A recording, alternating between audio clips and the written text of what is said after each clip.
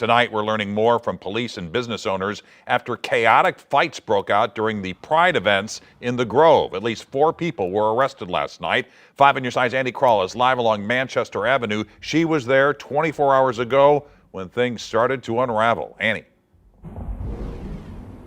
Mike, it's mostly quiet here in the Grove, except for a drag show that's happening right behind me at Rehab. But less than 24 hours ago, Manchester Avenue was utter chaos. And last year, this main thoroughfare in the city was shut down. But I spoke to business owners in the Grove who said for this year's Pride, they lost their funding, so it would be too costly to shut down again.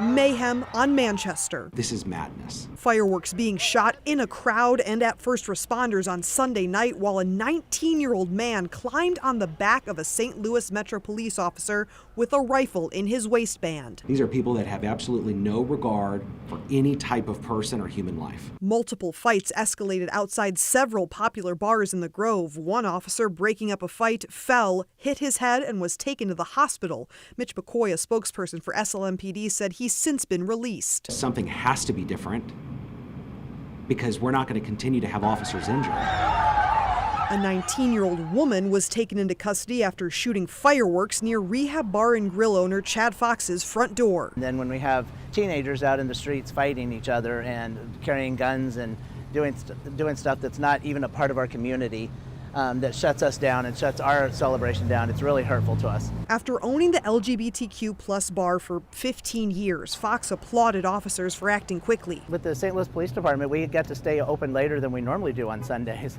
of Pride. Sundays of Pride is we're usually 7:30, 8 o'clock, we're done. They have us shut down because of the stuff in the street. Marty Zaniga has also been president of Pride St. Louis for 15 years, emphasizing that the violence in the streets does not represent the queer community. That is outside agitation, taking advantage of a situation when we should be allowed to celebrate. And it's sad to see that people got hurt. It's sad to see that our businesses were affected and had to close early. That impacts their business. It impacts pay for their employees on this weekend when they rely on that money.